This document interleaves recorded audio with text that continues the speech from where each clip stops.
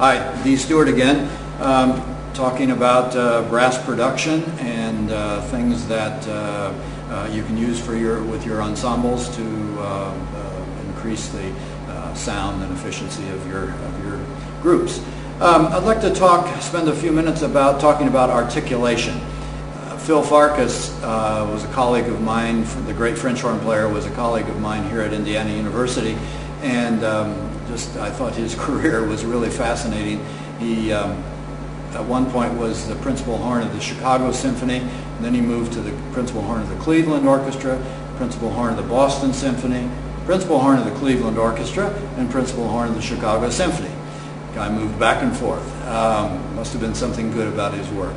And then when I knew him most as a colleague was as a professor colleague of mine here at Indiana University, Jacobs School of Music. Phil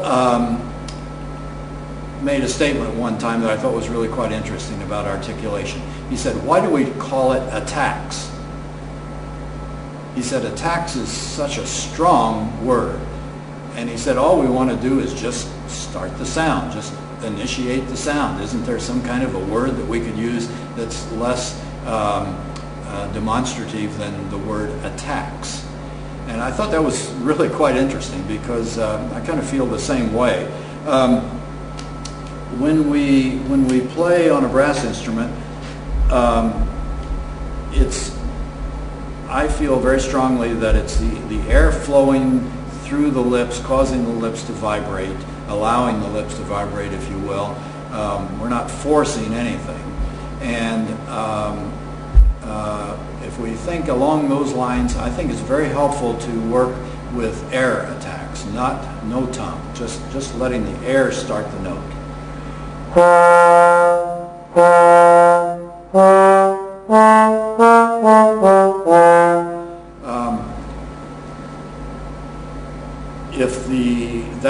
In order to get the notes started immediately, the lips have to be very, very responsive. And if you feed the air through properly, they have a chance of responding very well. There may be a little bit of fuzziness in the beginning of the note. Maybe if we did a slow motion thing, we could it might sound something like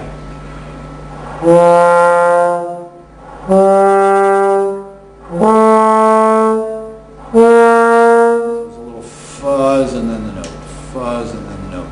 But if we get the air to move quickly, immediately, you can get rid of most all of that.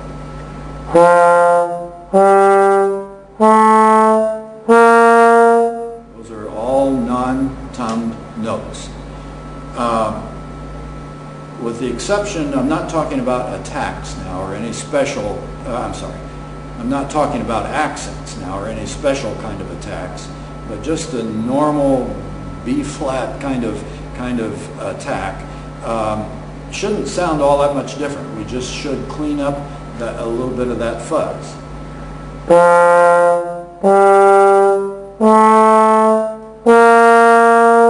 So that it's not an explosion in the beginning of the note, just using the tongue just to get rid of that fuzz. And so if you think of attacks maybe as being a continuum, over here on this side you might have that slow motion kind of very, very fuzzy sort of thing. Over here on this end you might have a very, very strong aggressive accent of some kind. What we basically want for most of our work is right in the middle, and where the non-attack notes and the attack notes sound almost exactly the same. Trying to get them to sound the same. Sometimes I play games with my students and have them, we'll test each other out and see if we can tell whether we're attacking or not attacking. It's right in this little spot right here where the sweet spot where the sound begins immediately. Arnold Jacobs used to call it like a loaf of bread. He would say every attack should sound like a slice right out of the middle. The beginning and the end should just be the same as the middle of the slice. No crust on either end. Hi, Stewart again. We're talking about brass production, a series of videos, and we've been talking about the use of air, how that is crucial to the production of a good brass sound. I think of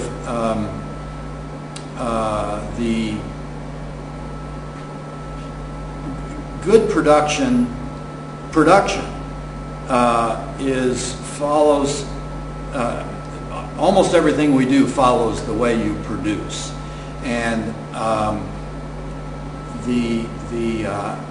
if we can get an efficient flow of air, efficient production to me would mean a comfortable free flow of air in which the embouchure is free to respond to that. I would call that a very efficient way of going. We don't want to work hard. We don't want to make this a difficult task. We want to make this as easy a task as possible. Just like a great athlete or any other person who is physically functional, efficiency is the most important thing. And if we can get that air to flow freely and get the embouchure to respond freely to that flow of air, then we've really established a tremendous efficiency. And so the first thing we notice when we get good production, good efficient production, is a really beautiful sound.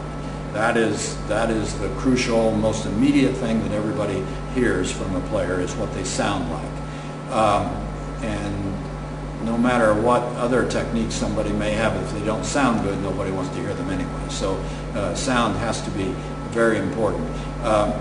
Following that, though, other things come as well. Good attacks, good range, good articulation I mentioned, good endurance. All these things follow the efficient flow, efficient sound production, which I think starts with the flow of air, which actually starts with the inhalation. You can almost always tell when a person is going to play well by the way he or she inhales, sets themselves up. If they set themselves up with a nice full breath of air, then the turnaround is going to be really something you want to hear. And one little aside right there, we have to be very careful not to stop in between the inhalation and the exhalation. So we don't want to have a student do. That's a very, very dangerous thing to have happen. There's a thing called the Valsalva maneuver, which is alluded to in the book I did on Arnold Jacobs, Legacy of a Master. I frequently have students that get into this situation where they'll take a breath and then they are stuck, kind of stutter, kind of go before they can play much. I've seen students that just could not get a note started by themselves. They can always start it if you conduct them or if you count off and they're to come in on the third beat or something. But if they're just to start a note, like a tuning note, can be frightening for a student, and they can really introduce a major problem in their work. So you want to be very careful with that. One of the best lines I ever heard was given by Tommy Dorsey.